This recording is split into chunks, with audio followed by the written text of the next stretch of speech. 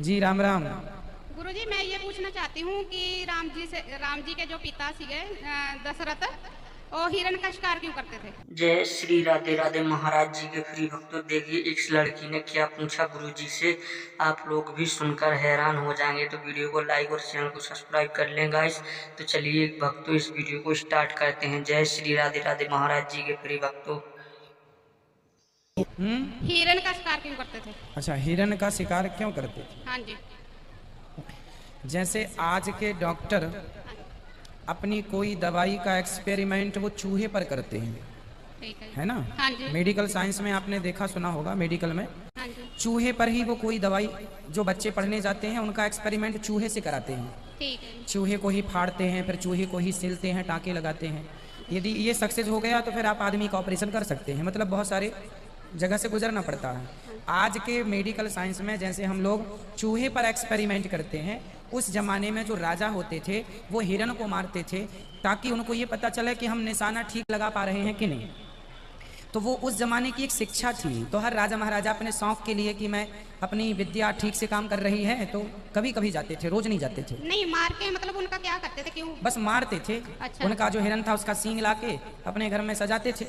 अच्छा। तो वो राजा को अधिकार था, आम पब्लिक को। जैसे मैं चूहा मारूंगा तो पाप लगेगा, पर डॉक्टर चूहे पर एक्सपेरिमेंट करेगा उसे पाप नहीं लगेगा। वो एक शिक्षा है। अच्छा। बंदरों पर भी एक्सपेरिमेंट होती हैं दवाइयाँ, हाँ। बंदरों को भी वो मारते काटते हैं। तो वो दवाई के लिए वो एक एक्सपेरिमेंट है, वो एक प्रोसेस है, करना ही पड़ेगा। हम बंदर मारेंगे पाप लगेगा, डॉक्टर अपनी दवाई का प्रयोग कर रहा है वो पाप नहीं है, वो पढ़ाई शिक्षा है, करना ही पड़ेगा। उसी तरह राजा महाराजा शेर का और हिरण का ये दो शिकार कर, जो शेर को मार दे वो राजा होता था। ठीक है। दूसरा सवाल ये इससे है पता लगता था कि हमारा राजा डरपोक तो नहीं है, डर के भाग तो नहीं जाएगा मैदान छोड़ के जब उस पर आएगी। तो इसलिए शेर का शिकार करने वाला ही तो युद्ध में, जंग में खड़ा हो सकेगा। हाँ जी। और जो हिरण भागता हुआ हिरण पे निशाना लगाए वही तो दुश्मन को भी निशाने से मारेगा।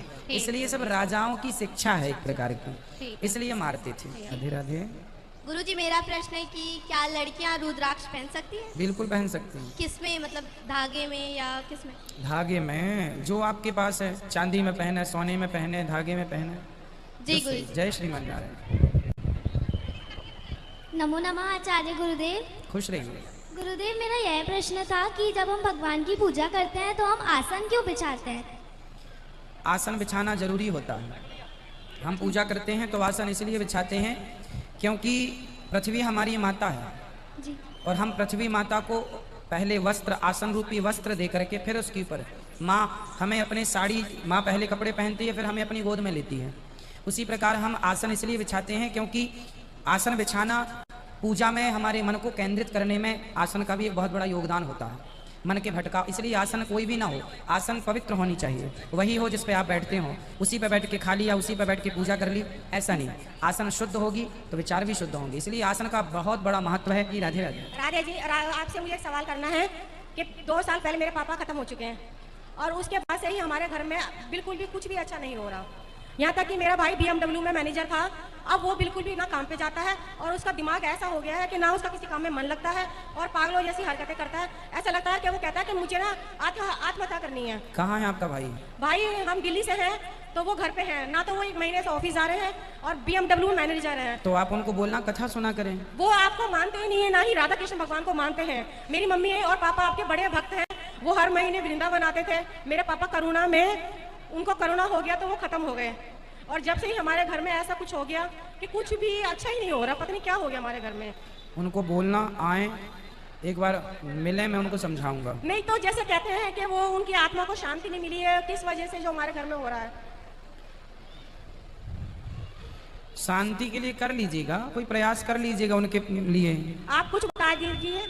उपाय यही है कि आप उनके लिए कोई पुण्य का काम करो, उनके नाम से कोई किसी को भोज भंडारा कराओ, पोथी पाठ कराओ, पिंडदान करो, यही है। मगर महाराज जी, मेरे घर में जब से मैंने आपके 2 साल से भागवत सुनी है, मेरे घर में इतना बदलाव आ गया है कि मेरे जो पति थे इतने बदल गए मेरे लिए। नहीं तो हमारे घर में इतना कलेश होता था कि थाना पुलिस तक हो जाता था हमारे घर में।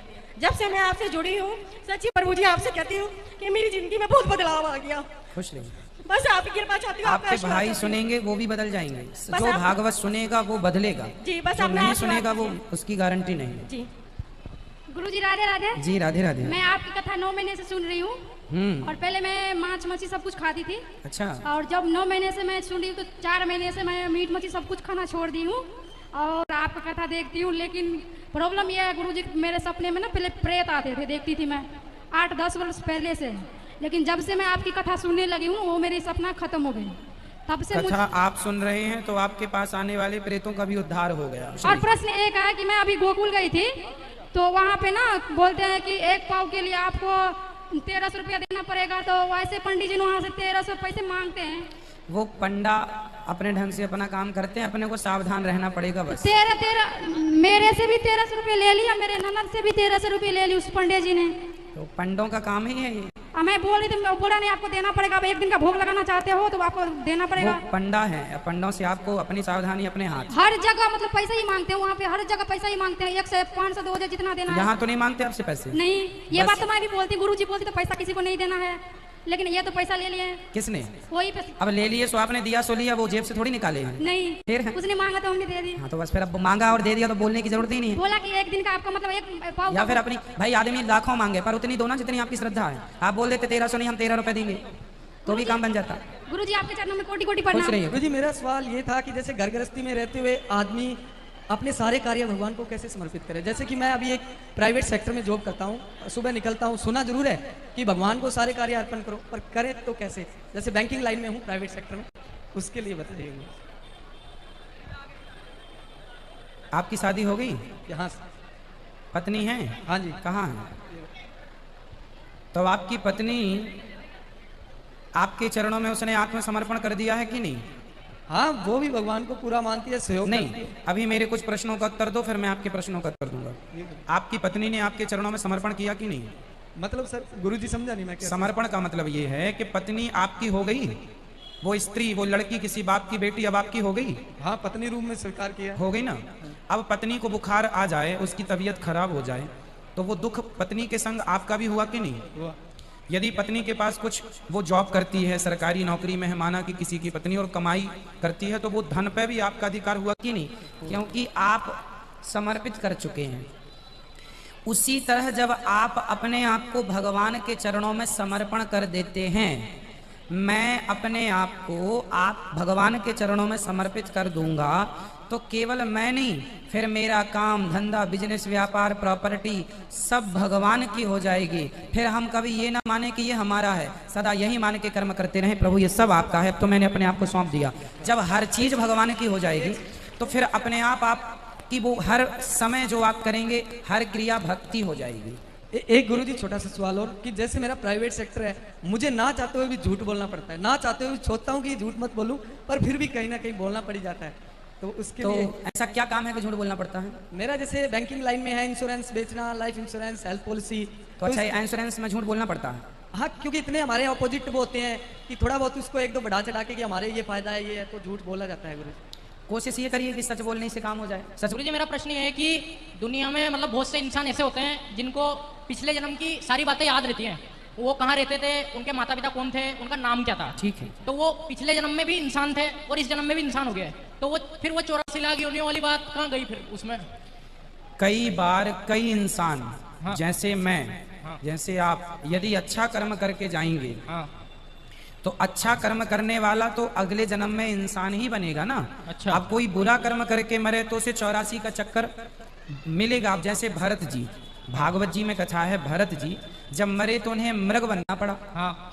तो भागवत जी के अनुसार भरत जी को मृग बनना पड़ा। हाँ। तो हम भी कुछ लोगों को ये मान लें कि हम यदि पुण्य करके जा रहे हैं और हम भगवान के पास जाके कहें कि प्रभु हम आपके हैं, तो भगवान बोलेंगे अब तुम्हें क्या चाहिए, तो बोल दो कि हम मनुष्य बनना चाहते हैं और भक्ति करेंगे आपकी।